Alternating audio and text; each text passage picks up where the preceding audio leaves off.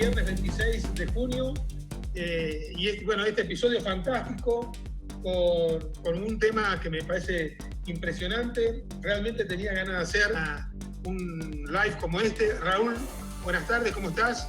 Qué gusto hablar contigo. Qué gusto, Néstor, qué bueno estar acá, qué bueno. Bueno, felicitaciones por la elección, es excelente el tema que tenemos hoy, así que bueno, bienvenido Cris, un gusto también. Sí, episodio número 19, investigación aplicada para mejorar la equidad, entornos competitivos de una manera socialmente responsable y sostenida para todos. Cris Mejía, un gusto tenerte aquí con nosotros. Muchísimas gracias. Yo también tenía como muchas ganas de poder participar de este espacio con ustedes. Felicidades por todo lo que han logrado. Sin duda, pues una serie bastante grande de temas complementarios y espero poder aportar mi granito de arena el día de hoy también, ¿no? Sí, no hay duda, de eso no hay ninguna duda. Bueno, el tema que planteas es fantástico. Esto de la investigación aplicada a mejorar la equidad. La verdad que ya cuando tú en este caso tú me contactaste para invitarme a un webinar. Correcto. Que la semana que viene. Cuéntanos un poquito de eso, así ya empezamos a generar un poco de expectativa. Ok, perfecto. Bueno, en realidad pues he venido organizando junto con el Centro Latinoamericano de Innovación en Logística, que es el núcleo de la red Scale de Latinoamérica que tengo el privilegio de dirigir. Esta es una de mis 3 gorras, digamos, en MIT Center for Transportation and Logistics, pero esta serie de webinars llamada LATAM versus COVID-19, lo que hemos tratado de hacer es hablar de temas logísticos, transporte de carga y cadena de suministro ante pues la pandemia, ¿no? Y también en la nueva normalidad. Y precisamente aquí Néstor lo invité para que nos acompañe en la siguiente de las emisiones, que lamentablemente será el último de los webinars, pero será un tema muy importante, ¿no? El tema del rol social y hacia dónde vamos en esta nueva normalidad. Perfecto.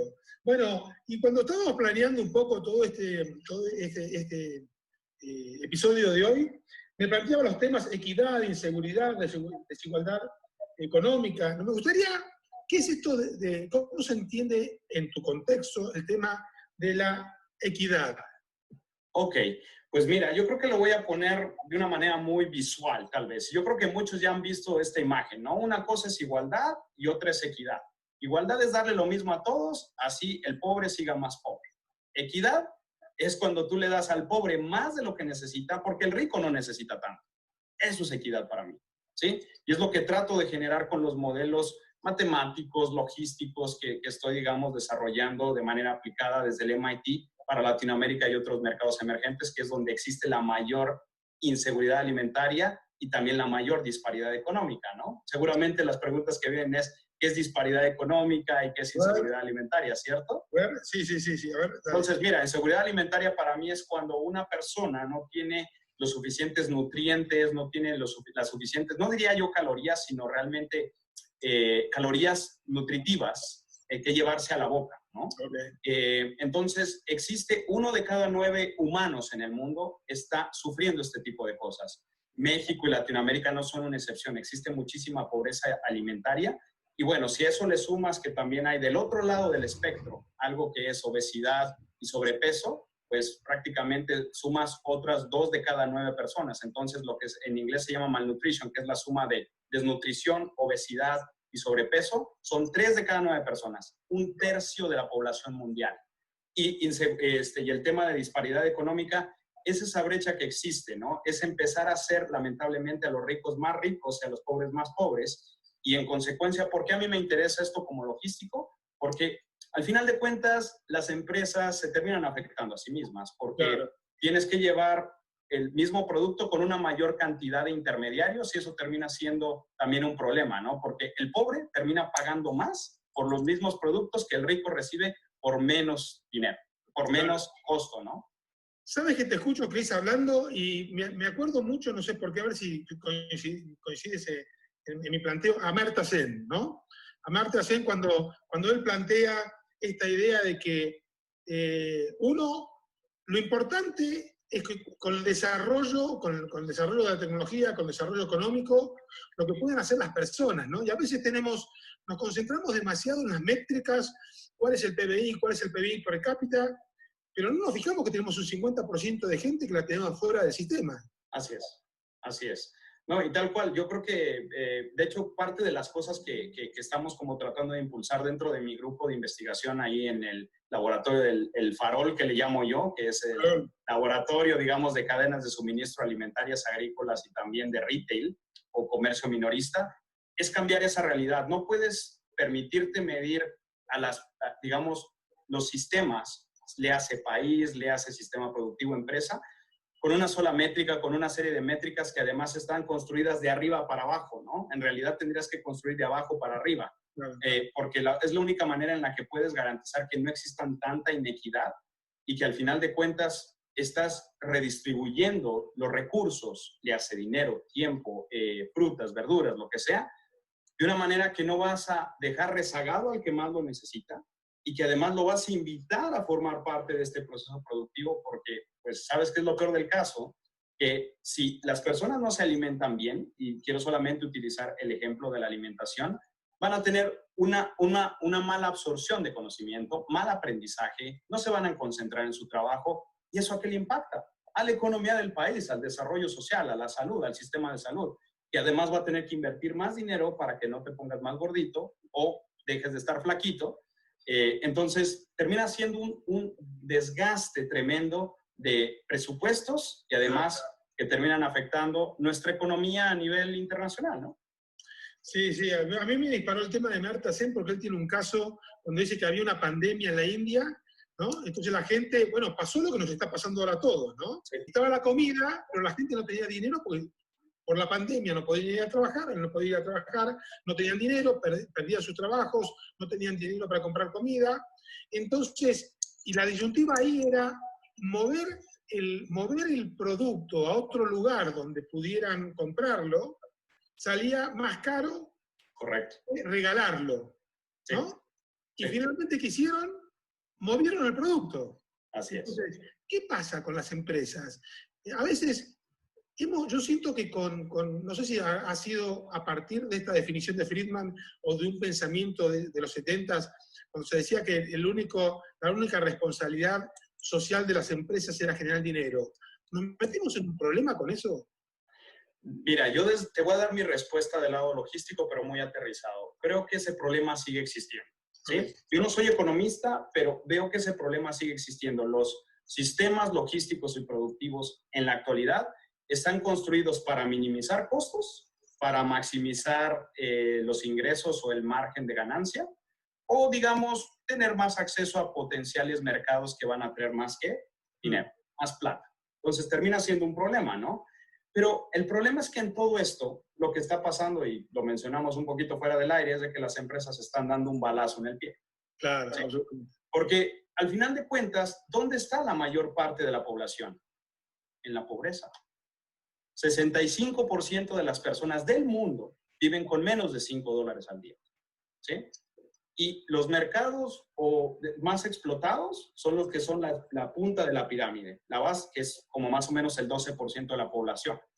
Mientras que tienes una base de la pirámide que es bastante amplia, pero termina siendo un mercado poco explotado. Ya hay algunas empresas, no digo nombres, pero venden sachets o saquitos, digamos, de shampoo y presentaciones más pequeñas de aceite, etcétera. Y eso son, digamos, modelos que ya ayudan a proveer, digamos, asequibilidad y disponibilidad de estos productos a quienes más lo necesitan, ¿no? El problema, sin embargo, sigue siendo que las empresas no tienen como el suficiente brazo logístico para poder llegar hasta esos lugares, ¿no? Claro. Entonces, donde lamentablemente me refiero a esos cinturones de pobreza, termina siendo más difícil llegar. En consecuencia, si la empresa le hace cualquiera que sea Coca-Cola, Bimbo, etcétera. Bueno, Bimbo y Coca-Cola podrían ser excepciones, pero supongamos que no llegan hasta ese rincón más recóndito, digamos, ¿no? Pero es muy costoso. Muchas otras que no tienen ese músculo logístico van a tener que depender en un conjunto de distribuidores, mayoristas. ¿Y qué creen? El negocio no es negocio si cada uno no saca su tajadita. Claro. Entonces, esta tajadita es la ganancia y cada vez que alguien gana como empresa, alguien pierde como consumidor. Y los que más pierden como consumidores, ¿quiénes son? Los pobres. Los que dependen de cadenas de suministro. Claro. Entonces, bueno, es un poquito como para ejemplificarles, ¿no? Pero claramente, en resumen, lo que quise decir es, los sistemas actuales, la mayoría de ellos, a pesar de la responsabilidad social corporativa, no están logrando cubrir las necesidades de quienes más lo necesitan. ¿Qué dices, Raúl? ¿Cómo empezamos? Empezamos con un tema casi político, ¿no? Político, social, ¿no? En un mundo en el cual estábamos todos pensando que íbamos a estar en coches voladores, la inteligencia artificial, ¿no? Y sin embargo, hoy un bicho nos pone contra la pared, nos damos cuenta que 65% de la población del mundo vive con menos de $5 por día, ¿no? Claro. ¿En qué mundo creamos, Raúl? Nos metimos en problemas, ¿no? Sí. Bueno, esto es lo que proponemos nosotros en la ética del cuidado, ¿no? Esto de cuidarnos mutuamente, de cuidar cada uno, digamos, lo que su alimentación en este caso sería, cuidar la del otro también, porque este es un mundo en el cual, digamos, como alguien dijo, a cada uno nos toca, digamos, la misma parte de respeto en el mundo. Es como si dividimos en partes iguales, digamos, bueno, nos toca el mismo derecho, digamos, de estar. Me parece que garantizar ese espacio. Recordaba un poco lo que había logrado el Grameen Bank, o sea, el Banco de los Pobres, ¿no? Esta visión que tuvo este señor Muhammad Yunus, de empezar a los micropréstamos. Y acá me venía al pensamiento, decimos, no podríamos crear un banco de alimentos, digamos, ¿no? De alimentos saludables, no podríamos dedicarnos. Hace poco estuvimos con también alguien del MIT que trabajaba el tema de la innovación, Luis Breva, y hablaba de esto, ¿no? De cuáles son los grandes problemas del mundo y cómo podríamos encararlo, digamos, en equipos, o cómo podríamos encontrar un grupo de voluntarios que se encargue. Y me parece un gran tema para empezar a trabajar. Hay algo que se está haciendo acá en la Argentina a nivel particular, digamos, hay una gran cadena de gente y algunos deportistas trabajando en esto que tú mencionas. Pero a mí me parece que el tema que tú mencionas es el tema de la calidad de la alimentación, de que cada uno de nosotros reciba los nutrientes fundamentales para que desarrollar cerebros sanos y finalmente, ¿no? Personas que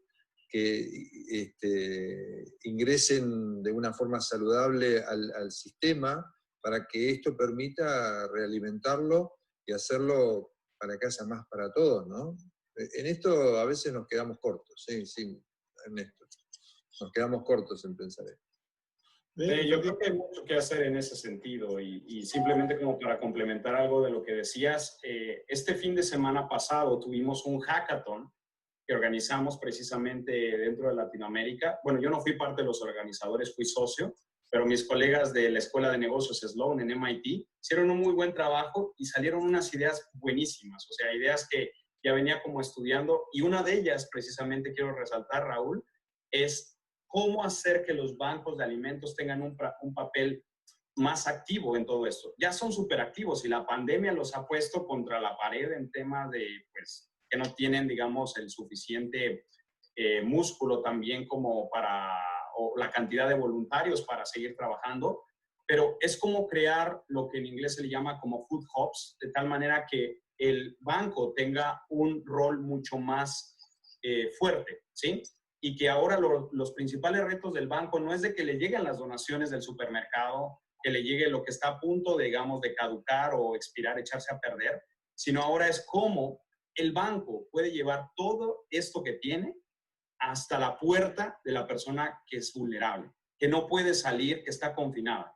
Y ese tema que se conoce generalmente como última milla es un problema. Pero vuelvo a la idea que les planteaba al inicio, es como darse un balazo en el pie.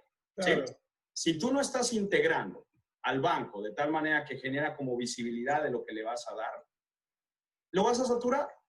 Va a terminar tirando todo lo que le estás donando, porque no tiene el músculo o la capacidad de llevar todos estos productos a la puerta de quienes más lo necesitan. Entonces, un sistema armónico, orgánico, que pueda crecer considerando esos, digamos, como principales cuellos de botella, es súper necesario ahora. Desarrollar más como un sistema de entrega, un sistema de ayuda que esté pensado desde el agricultor hasta la puerta del que más lo necesita.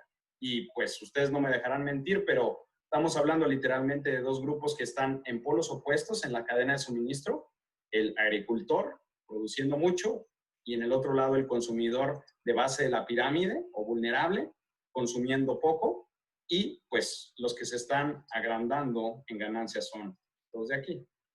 Claro. Pero de alguna manera, ¿y qué es lo que habría que hacer distinto para que...? Porque me da la impresión que siempre tuvimos logística, siempre tuvimos intermediadores, ¿no? Sí. Pero claro, en un momento donde la diferencia entre los más ricos y los más pobres cada vez se extienden más, ¿no? Y donde un mundo... Yo tengo la sensación de que el mundo que estamos viviendo ya es abundante. Vivimos en un mundo abundante, lo que pasa es que está muy mal repartido, ¿no? Entonces, Sí. uno mira la cantidad de desperdicio que generamos Correcto. cuando vamos a comer a un shopping mall, ¿no? Y uno dice, si uno valora todo eso que se desperdició, decía, pero ahí con eso come el 50% de la gente del mundo restante, ¿no? Así es. ¿Qué es lo que está fallando en todo esto? Es un tema de visión. Yo creo que es un tema de visión, ¿no? Es un tema de visión que, por eso nombraba a Friedman, cuando decían que la única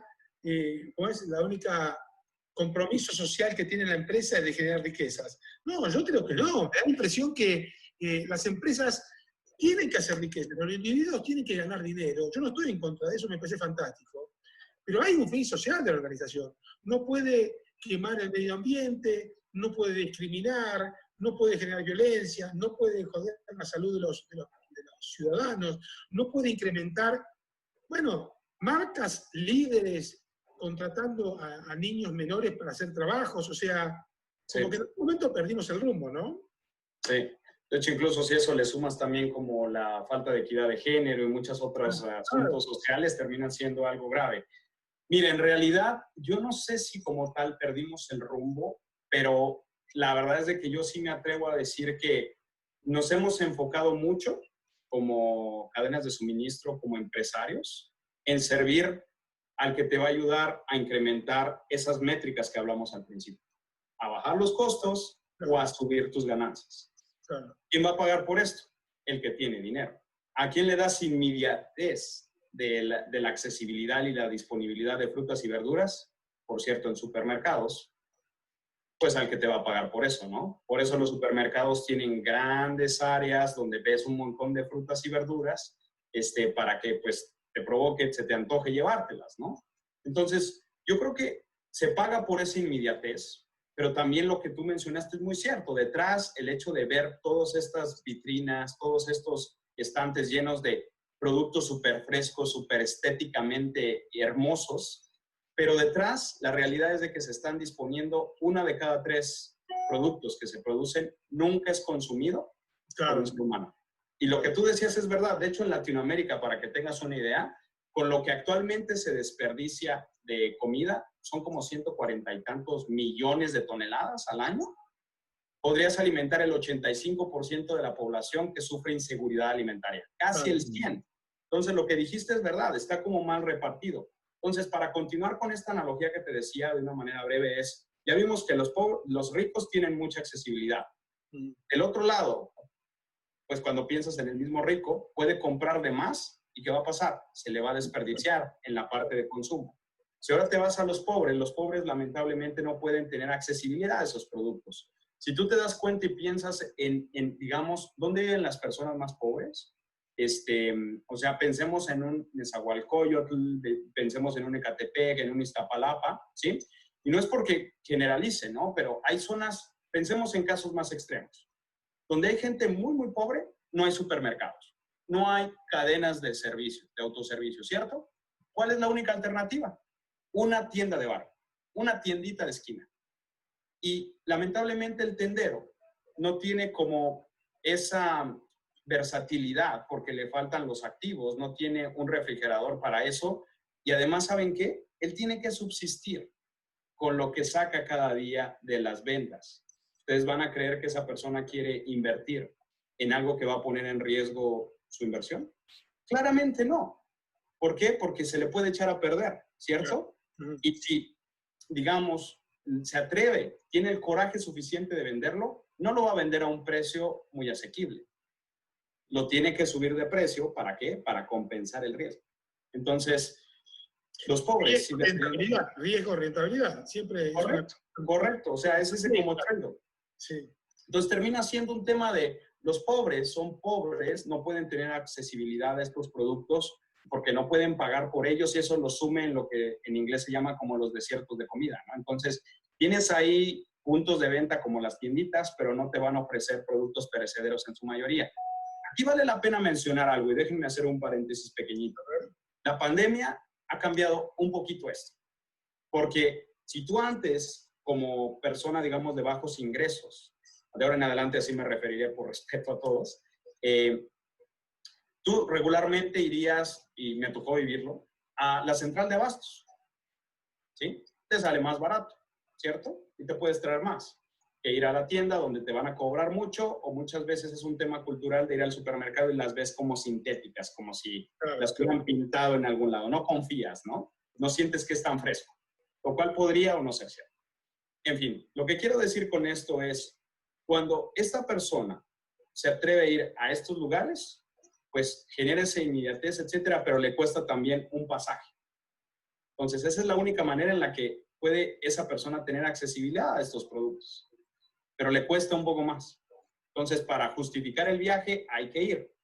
Pero lo que está pasando ahora es de que como la gente no puede salir en su mayoría, reduce la cantidad, claro. Está cambiando porque claramente, o sea, las personas más pobres tienen que seguir saliendo. No podemos, digamos, ponernos una venda en los ojos y decir que ellos no salen. Ellos viven al día, ¿sí? Pero ahora lo que ha pasado, y no nada más en México, sino en otros países en Latinoamérica, es de que las tiendas ya están empezando a tener un poco más de surtido de frutas y verduras. Okay. Porque están convirtiéndose en un punto de conveniencia para el consumo y la compra de eso. Lo cual, si les confieso, es esperanzador. Porque si ustedes ven dónde están la mayor parte de los contagios, seguro han visto las noticias en México, ¿no? En Argentina. Entonces, en los mercados centrales. Claro. Sí. Entonces, el caso del brote y el brote se dio en un mercado popular, ¿no? En un mercado. Incluso en China, ¿no? Entonces, parte de las cosas que estamos trabajando por ahí con algunos colegas de Perú, de hecho, su nombre es José Larco y Claudia Antonini, es como tratar de ver cómo descentralizar un poco estos focos de infección o potenciales focos de infección y que las tienditas tengan un rol muy bueno ahí. Pero ¿saben qué es lo mejor? Que las tienditas también indirectamente podrían beneficiar a quienes más lo necesitan, ¿no? Entonces, pero la pregunta ahí sigue siendo, ok, ¿y cómo construyo un sistema logístico que logre hacer eso?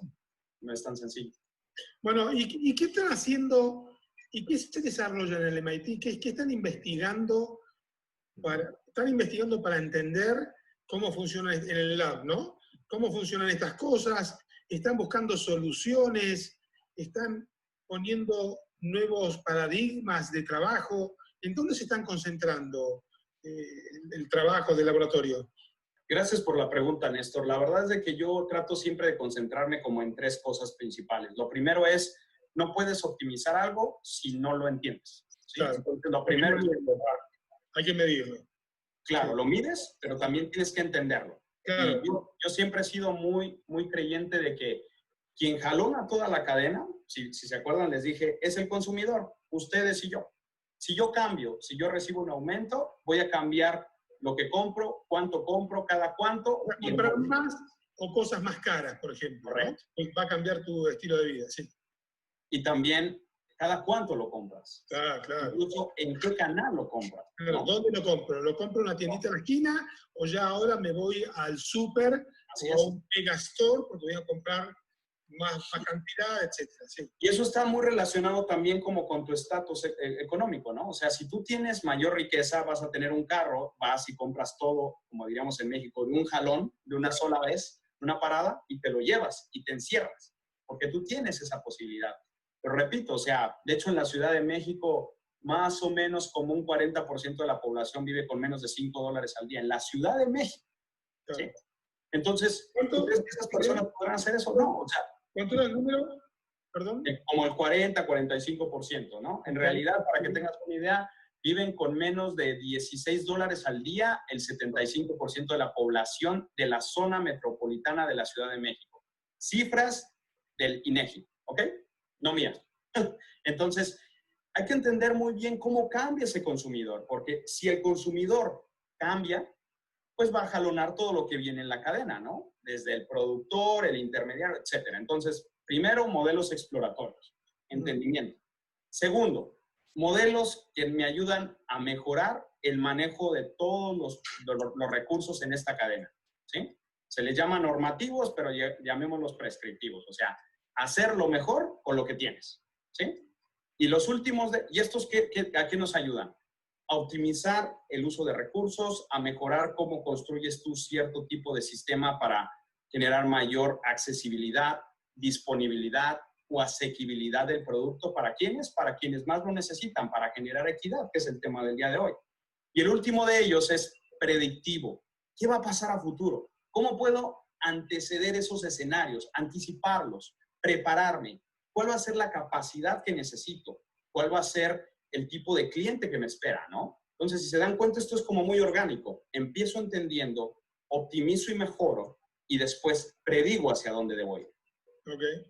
Eso es más o menos lo que trabajamos. Hay muchos proyectos de los que les podría hablar aquí, pero simplemente voy a tratar de mencionar uno de ellos que sea como que cubra todo, ¿no? Perfecto. Actualmente en MIT, junto con otro colega brasileño que me acompañó durante un año, se llama Lars Meyer Sánchez, construimos un modelo como de una caja que en inglés se le llama el CSA Model, que es básicamente una caja de frutas y vegetales, por la cual tú pagas cada mes para apoyar, es como una beca a los agricultores, ¿no? Pero siempre te van a estar mandando, si ellos cultivan nabos, te llegan nabos, si ellos tienen manzanas, te llegan manzanas. Entonces, pues lo haces más por apoyar al campesino, ¿no? Porque pues no creo que te vayas a comer un guacal de manzanas así en un mes, ¿no? Pero lo que empezamos a pensar este colega y yo es, oye, existe mucho desperdicio en ambos lados. Los agricultores no cultivan a veces bien por falta de conocimiento, falta de conectividad a los mercados. En el otro lado tenemos consumidores o ricos que, como ya dijimos, pueden desperdiciar mucho porque compran de más, o en el otro pobres que están muriendo de hambre. Okay. Y pues se está desperdiciando un 28% de este lado en los agricultores y un 28% de este lado en lo que nunca se consume, ¿no? Y aparte, el otro porcentaje, el 44%, se pierde por mal manejo, mal transporte, cosas así, ¿no? Entonces, termina siendo un tema ahí interesante, ¿no? Entonces, para no hacerles el cuento largo, lo que hicimos fue, ok, tratemos de construir una caja de frutas y vegetales que sean de varios, no nada más de uno, que esté construido de los agricultores hacia acá, y para generar economía local, quitamos muchos de estos intermediarios y ponemos como un macroadministrador, un superadministrador, que es un orquestador de la cadena, que es el que va a configurar el food hub, ¿sí? Este hub de comida que nos va a permitir recolectar los diferentes productos, manzanas, nabos, cebollas, ponerlos en un punto de recolección, desde ahí generar economías de escala, que esto es básicamente, pones muchos camiones ya llenos y no los mandas a medias, que eso también es mucha pérdida, los mandas al siguiente punto, que ya es un punto ya no es de recolección, sino lo que haces es dividirlo y lo vas a entregar a última milla, ¿no? Pero aquí el reto es cómo lo vinculas con el otro eslabón. El eslabón final es el cliente, y el cliente es el que nos dice qué va a querer. Y de ahí es de donde aprendemos. Pero ¿saben qué? No es que yo crea que el modelo tiene que entregarse puerta a puerta. Eso es extremadamente difícil y además costoso. Hay que activar a las tiendas. Las tiendas, los tenderos. Les encantaría poder servir como ahora sirven los Oxxos en México, donde Amazon se ha aliado con los Oxxos. ¿Para qué? Para recibir esto. Para recibir, no esto, sino recibir paquetes, sus paquetes. Imagínense que ahora activamos toda esta red de tenderos que están distribuidos en toda la ciudad. ¿Qué se genera? Mucha economía local, ¿sí? E incluso uno de mis sueños utópicos es lograr configurar modelos que son locales, cadenas cortas, locales, donde tú ya no tienes incluso que salir de, digamos, una localidad, una delegación, un municipio, para tener que tener todos estos productos. Es muy idealista, lo acepto. pero yo creo que hacia allá deberíamos de movernos, porque esa es la manera en la que podríamos enfrentar de una manera más adecuada las pandemias que, como por ejemplo, ahorita nos están afectando. Lo que está... Perdón, Sí, sí. no solamente te iba a decir que esto, o sea, al depender localmente, posiblemente no tendrás la capacidad de responder a las necesidades de grandes ciudades como la Ciudad de México, que es un monstruo, ¿sí? 20 millones de personas, digamos así, considerando la gente que entra y sale. 8 nada más, casi 10, digamos, viviendo ahí, ¿no? Pero al final de cuentas, si esto lo articulas como una especie de red local, con una red que sea global o que venga de otros estados, y eso lo utilizas como para complementar lo que se crece localmente, Claro. sería muy diferente. Y la verdad es de que eso yo creo que es lo que tendríamos que impulsar. No solo a nivel ciudades, sino a nivel internacional.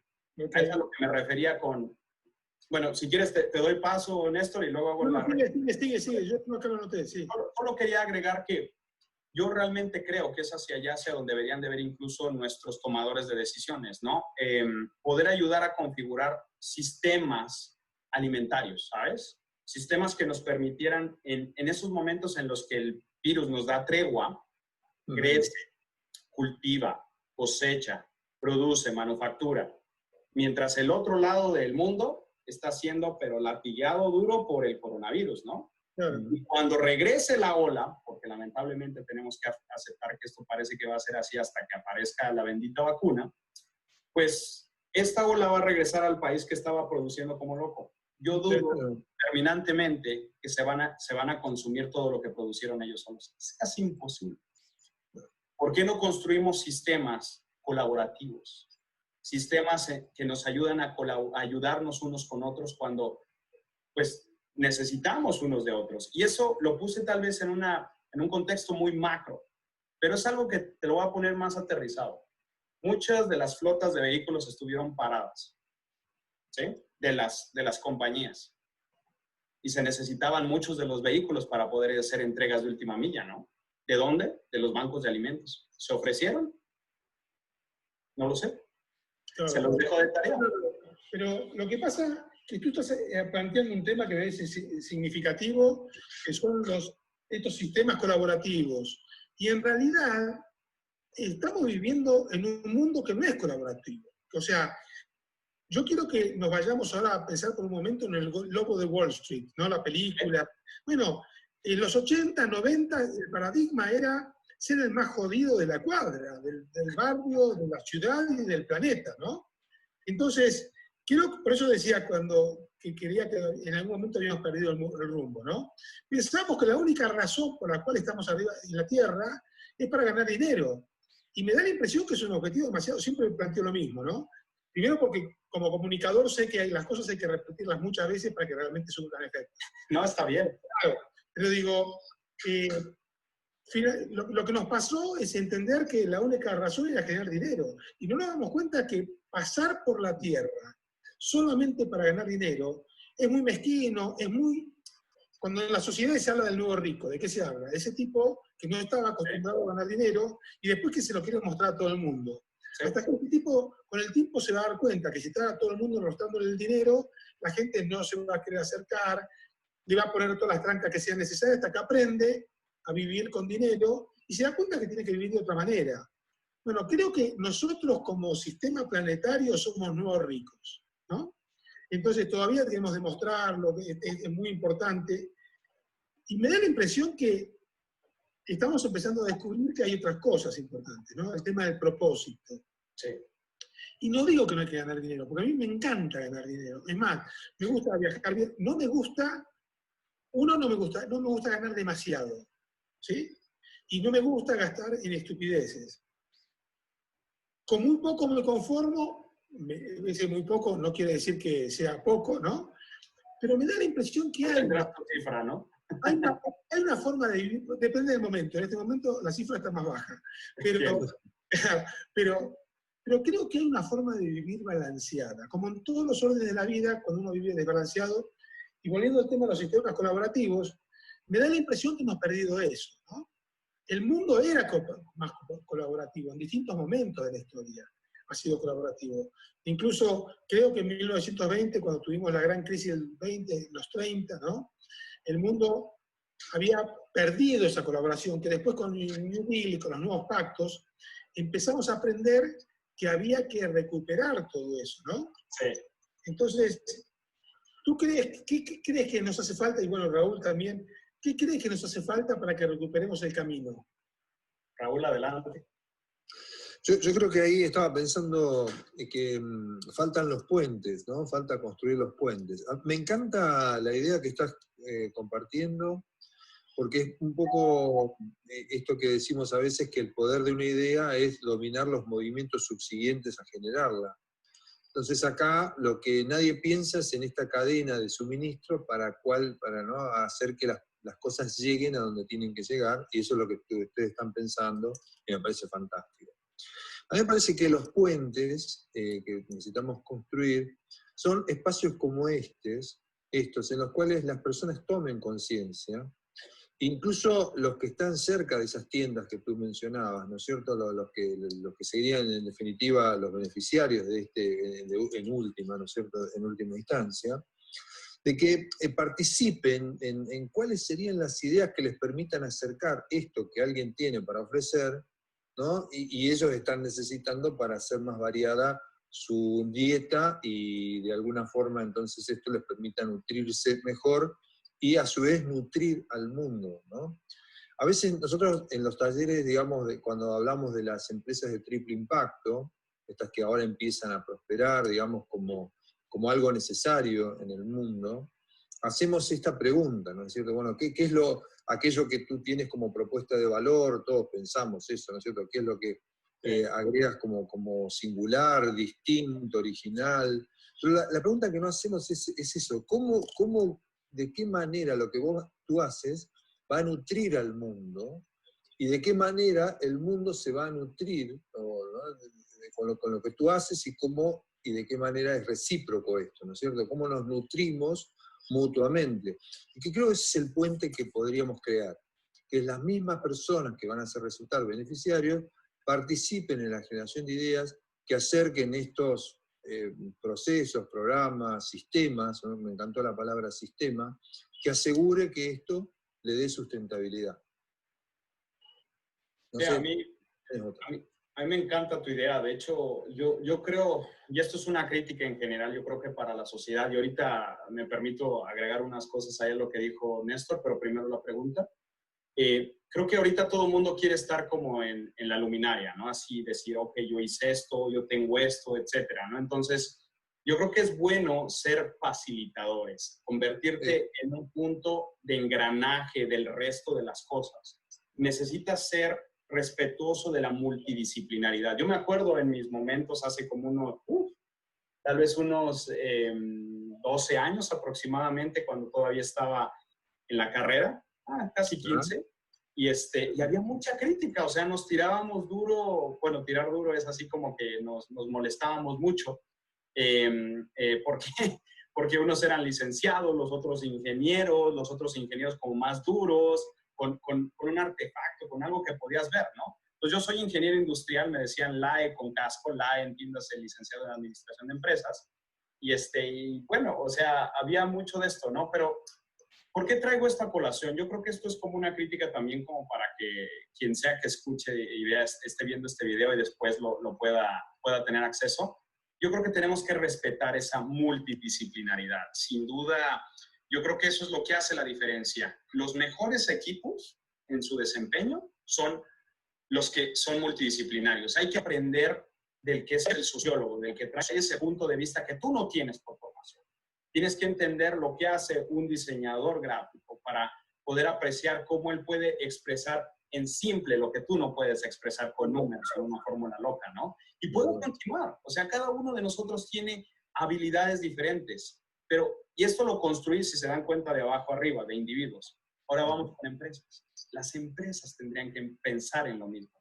Tendrían que ver, yo tengo la fortaleza de tener una flota cuantiosa alrededor de este o tal cual país, ¿no? La otra, yo tengo estos activos, son un montón de almacenes, yo los puedo poner al servicio, ¿sí?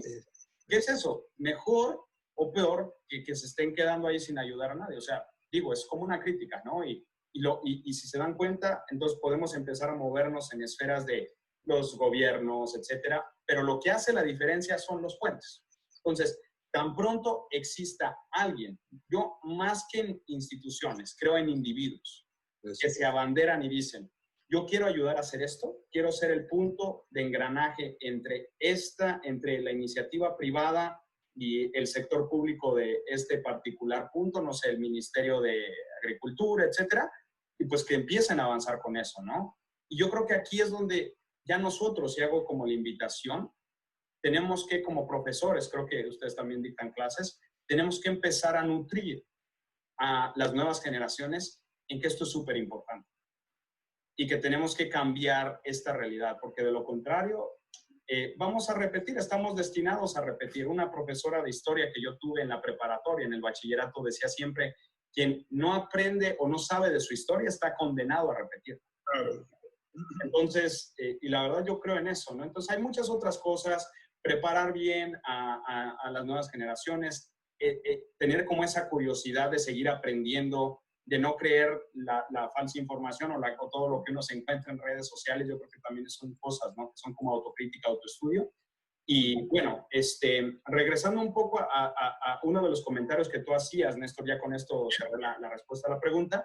Fíjate que hay un historiador que se apellida Howie y él tiene un libro que se llama Generaciones o Generations. Sí. Publicó como en los 90s aproximadamente. Yo lo uso mucho para marketing, para explicar las distintas generaciones y cómo se comportan. Me encanta. ¿Sí?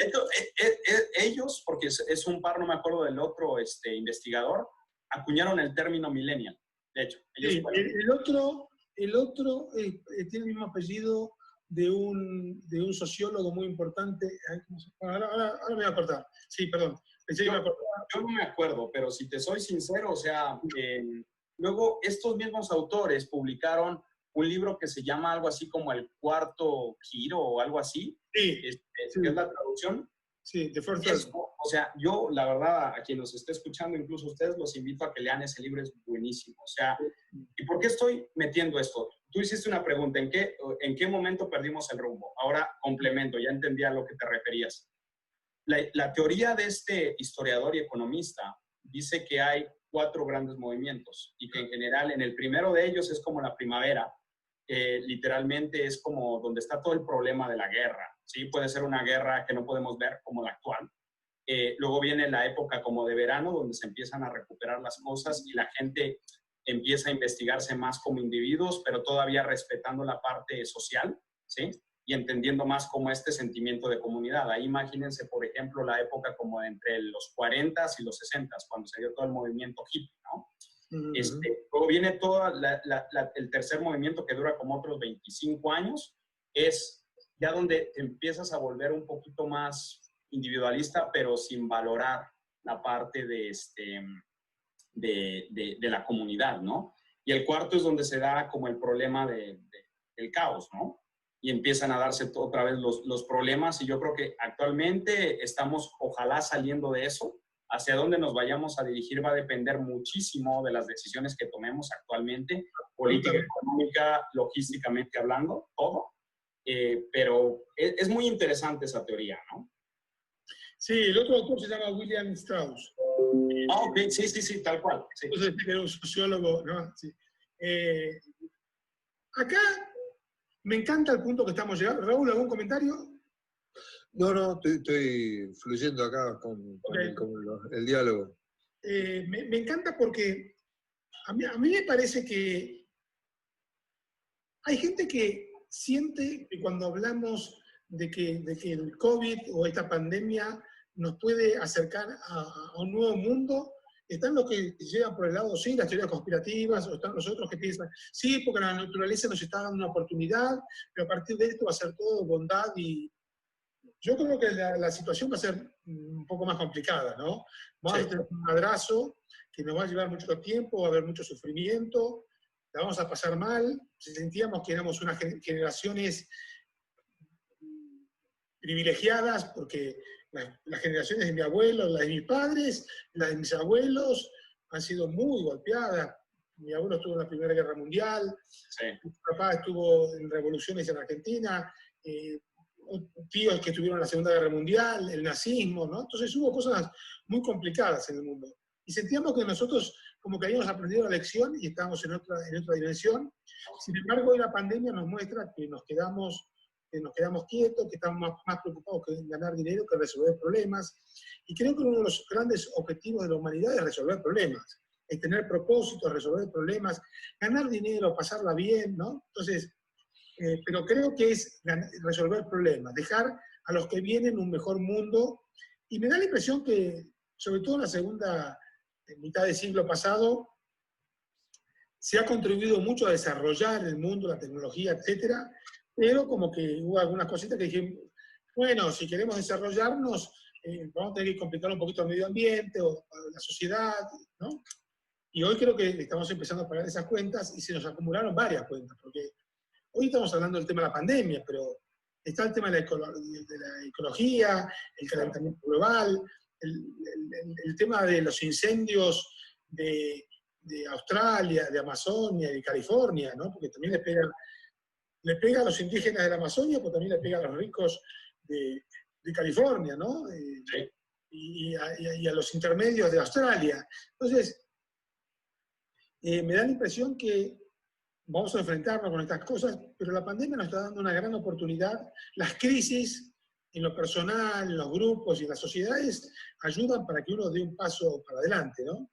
Entonces, ¿cuál crees que son estas cosas que debiéramos aprender de este momento y para hacer cosas distintas para adelante?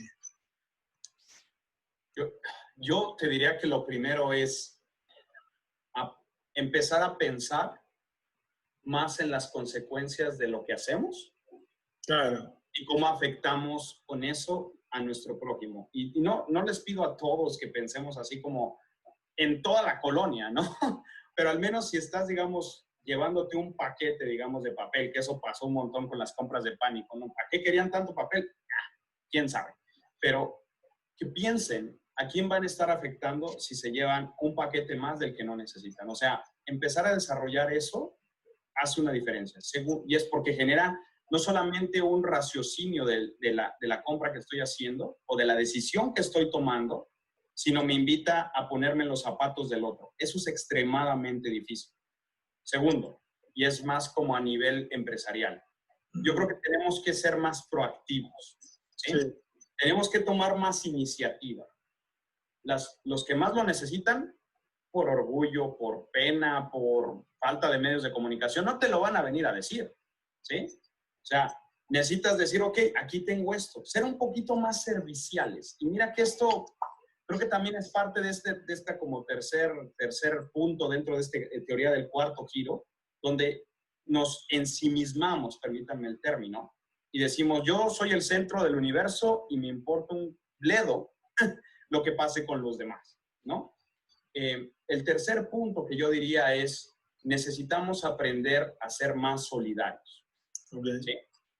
Solidario implica no solamente ofrecer lo que tengo, sino realmente estar como un paso adelante y decir, no solamente ofrezco lo que físicamente tengo, sino también lo que tengo acá. Claro. ¿Sí? Claro. Porque no todo, ¿no? O sea, la gente en general como humanos podemos no tener un quinto en la bolsa, pero si tú ya viviste algo que marcó tu vida y que puede hacer la diferencia del otro, perdiste una empresa, la llevaste a la bancarrota. No se compartan ese tipo de cosas. Están tachadas, déjenme utilizar esto, como que algo malo. No, con eso malo que te pasó a ti, puedes ayudar a alguien a evitarlo. Claro. Entonces, por eso, parte de las cosas que yo siempre trato de hacer es como compartir historias de éxito y historias de fracaso, ¿no? Claro, claro. Sí, no solo del éxito, no solo del éxito, sino que del fracaso, bueno, del fracaso personal y del fracaso de otros, ¿no? Se pueden construir cosas mejores. Sí, sí. Y quizás el último punto, diría yo, es un poquito más tal vez relacionado con las temáticas que yo trabajo, ¿no? Es realmente invitarnos a tomar conciencia de lo que tenemos en nuestras manos. Y déjenme ser un poquito como más específico. O sea, si yo tengo un peso más que tal vez no necesito, y que alguien más necesita, pues ¿por qué no donarlo si no lo necesito? ¿Sí? Esto es una actitud muy altruista y posiblemente es de las más difíciles de lograr. ¿Sí? Pero así como puse el ejemplo de que si no hay dinero hay conocimiento, esto es lo mismo. ¿Sí? O sea, yo creo que hay que desarrollar un tema de realmente sistémicamente ver cómo repartir esos dineros que están de más en algunas bolsas y muchos, digamos, ya millonarios, billonarios en el mundo están empezando a hacer eso. Claro. ¿No? De la herencia al hijo, para que, pues, lo que sea, ¿no? Pero yo creo que es la invitación a que también nosotros como que pongamos un granito de arena. No va a ser $1,000,000 tal vez, pero, o sea, puede ser un pan. Regálale un pan al tipo que está allá afuera, ¿no? No, Si te lo hace, pero al final del día, y déjame ponerme en el abogado del diario, Sí. ¿no es un poco naif o no es un poco, yo soy naif, o no es un Yo poco, también. no es un poco comunista lo que estamos planteando? déjame lo replanteo. No debe de ser gratis. Ok, ¿Eh? Enseña a pescar, no les Ok. des el pescado, ¿sí? Ok. O sea, que la gente te ayude, que haga algo a cambio de eso, ¿sí? Pero cuando digo hay que ser un poco más altruistas y dar, o sea, creo que no me acuerdo quién de ustedes dos mencionó como el hecho de como de dar, ¿no? O sea, yo creo que es bueno dar, pero yo no creo en los subsidios. Yo creo que hay que dar a cambio de otra cosa. ¿Qué me tienes que dar a mí? Bueno, échame la mano cargando mi mandado al carro, ¿no? Claro. Ayúdame a construir esto y entonces te puedo dar esto. O sea, la verdad, por ejemplo, yo cómo trabajo o cómo hago mis colaboraciones. Yo trato de pasar, digamos, mi experiencia a las nuevas generaciones, pero si trabajamos en un proyecto juntos, un proyecto de investigación. Claro, perfecto, muy bien. Sí, No, y es un poquito. No, yo te provocaba con esto porque en realidad creo que con el triunfo del neocapitalismo como planteo, como sistema omnipresente en este momento, porque nadie, No hay más. creo que hoy es más fácil aceptar la extinción del planeta que aceptar la extinción del capitalismo, ¿no? Como estamos. Me da la impresión que hemos establecido que nos vamos a salvar uno a uno, de manera independiente. Y me parece que el tema que tenemos que recuperar es el tema de la comunidad, ¿no? Que el que uno quiera ganar, que el que uno quiera estar mejor, no debiera estar en contra de la comunidad, ¿no? Entonces me da la impresión que lo que hay que reivindicar, y por eso para mí las ideologías no tienen sentido ya, ¿no? Porque no nos vamos a salvar solos y tampoco nos vamos a salvar solamente como grupo, sino que creo que entre las dos cosas, porque si no hay incentivos para pensar, para tomar riesgos, para invertir, para investigar, si no hay incentivos no nos desarrollamos, ¿no? Sí.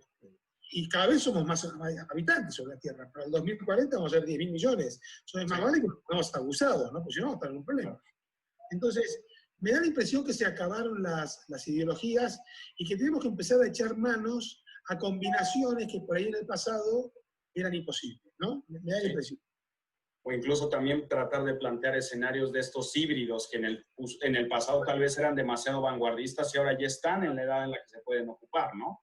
Entonces, repitiendo un poco lo que decía mi profesor, hay que tratar de investigar qué se hizo en el pasado que funcionó, porque hambrunas ya ha habido, Claro. Este tipo de pandemias ya ha habido. El problema es de que tal vez estamos un poquito iletrados, ¿sí? O no nos ha dado como la curiosidad de meternos a eso y hasta el momento en el que suceden las cosas. Claro. Yo creo que hay que empezar a hacer la tarea un poco más proactivamente y entender pues hacia dónde se va moviendo esto, ¿no?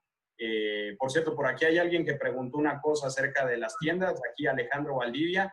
La verdad, aquí respuesta rápida, ¿qué detonaría el beneficiar a ellas? Los tenderos son aversos al uso de tecnología porque tienen un poquito de miedo de que vengan y les pongan más impuestos, ¿no? Entonces, ahí para que tengas y cierres, digamos, la cuña. Por ahí también un comentario anterior decía Silvia que ahora la pandemia recurrimos a la tienda, claro, pues para que no tengas tanto punto de contacto. Y ahí simplemente como para cerrar, ¿sabían ustedes que si tú te vas a un supermercado, hay 100 veces más probabilidad de que te infectes de coronavirus que si vas a una tienda? ¿Por qué? Hay 3 razones principales. Nadie respeta el distanciamiento social. Uno, sana distancia. 2, empiezas a tocar muchas superficies y si eres asintomático. Yo veía a la gente tocando paquetes y revolviendo y tenía ganas de decirle, oye, cabeza de tronco, agarra lo que pero aparte agarraba bolsas que eran, todas las bolsas eran iguales. Sí. Era pollo, y tocaba y tiraba y decía, nunca me pareció razonable, ¿no? Porque es que estar machucando la comida que se va a llevar otro, que alguien machucó la de ella, ¿viste? Porque no se dan cuenta que con ese comportamiento lo que hacen es reforzar un comportamiento donde todos nos jodemos, ¿no? Claro, sí. En la pandemia, yo traté de tocar lo mínimo posible, decir, bueno, a ver, agarro esto, ¿viste? Lo agarraba así, lo ponía. Sí. Pero el tema ahí de las compras de pánico no ayuda, ¿no? O sea, la gente pensaba que ya no iba a haber absolutamente nada y somos países muy ricos en general. El problema es la parte logística. Pero bueno, cerrando el comentario que les decía, el tercer factor, por cierto, es el hecho de que si tú, digamos, te cruzas con alguien, generalmente la probabilidad de que te puedas infectar si no está usando máscara es más o menos como del 70%, ¿no? Si uno de los dos tiene máscara, 50%, y ahí va decreciendo, ¿no? Pero ojo, aquí nada más cierro diciendo, porque me parecería irresponsable cerrar diciendo que todos tienen que ir a las tiendas. Esto se quita al 0%, ¿sí? O sea, a 0 veces si ustedes no se tocan la cara y se lavan las manos, ¿sí? Tal cual, no pasa nada, ¿sí? No te toquen la cara al ir al supermercado y lávense las manos inmediatamente al salir de él, ¿no? Ya, esa es la solución. Bueno, ya estamos sobre el tiempo. El programa me parece fantástico. Tu cierre, Cris. ¿Qué nos gusta? Un minutito para dar tu comentario final.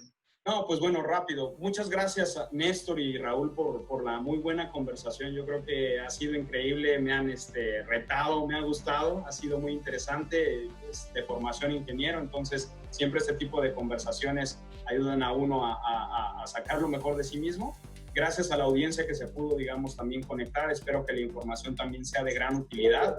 Y pues tal vez solo mencionando la parte de a dónde va el futuro. La verdad es que el futuro está muy incierto, pero yo creo que es muy claro que sí se tienen que empezar a construir nuevos sistemas, nuevos comportamientos. Y nosotros como consumidores o como seres humanos tenemos un rol importantísimo en esto. Yo creo que hay que tomarse realmente esto en serio, ponerse la camiseta y decir, bueno, tengo que ser solidario, tengo que pensar un paso más allá, no tengo que acaparar, no tengo que hacer cosas que van a terminar afectando, déjame ponértelo así, perdóname, a tu abuelita, porque alguien más lo hizo, a tu mamá, a tu papá, ¿sí? Entonces, sé cuidadoso, ¿sí?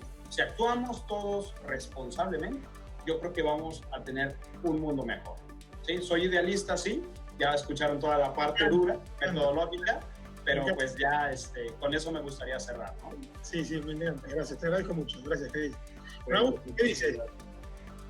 Bueno, me quedó dando vueltas la idea de crear estos puentes entre las personas a partir de estos comportamientos facilitadores que podemos generar para convocar realmente a la gente, digamos, que va a ser beneficiaria, a pensar en sistemas, a pensar en procesos, a pensar en ideas que harían más fácil esto, ¿no es cierto? Hoy creo que la pandemia nos está metiendo demasiado en nuestro hogar, que nos está haciendo quedar mucho adentro y que no nos están haciendo participar activamente en las ideas que nos podrían hacer de este espacio un lugar mejor.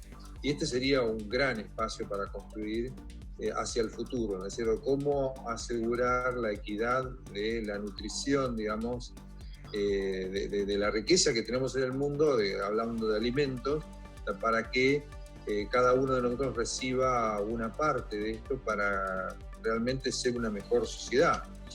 Creo que acá está el desafío, ¿no? De hacer que la gente participe activamente a partir de puentes que vinculen las ideas con las personas y no tanto luminarias, digamos, que piensen, bueno, hagamos esto, hagamos lo otro, sino justamente ya hay muchas ideas, nos decían el otro día. ¿Cómo hacemos para que todas estas ideas se conecten y cómo hacemos para conectar los bancos de alimentos con las personas que los necesitan? Me encantó tu idea y te felicito realmente, Cris, por la investigación y por este profesionalismo que le pones a todo y también por digamos, todos estos planes que tienes en forma idealística, pero necesaria, hacia el futuro. Muchas gracias. Gracias, Raúl. Raúl, gracias. Bueno, me encantó, Chris, me encantó conocerte, me encantó ver lo que estás haciendo en el MIT, me encantó que el MIT le esté dedicando a estas cosas. Creo que hay que trabajar más en el espacio entre nosotros, entre los cuerpos, ¿no? Cuerpos tratando de resolver problemas, tratando de vivir mejor, tratando de crear una sociedad mejor, un planeta mejor. Entonces, me encantó la charla. Ver más gente que está trabajando en esta línea y que podemos construir un mundo mejor que aliente a desarrollar las capacidades individuales, pero también que aliente a desarrollar las capacidades del común, ¿no? De la network entre gente, ¿no? Entonces, y aparte que no comprometa el ingreso, ¿no? Porque también estos sistemas son durables. Claro. Así que bueno, me encanta, es muy bueno tenerte, un abrazo grande, gracias por estar. Gracias a ustedes. Una muy linda charla, espero que todos lo hayan disfrutado tanto como lo disfruté yo. Contamos un poquitito cómo viene, perdón que te saqué, Raúl, le contamos con el próximo episodio. Vamos a tener con Charlie Cantú, otro mexicano, 7 comportamientos sociales, estudios de redes sociales muestran el cambio en las interacciones a partir de la pandemia.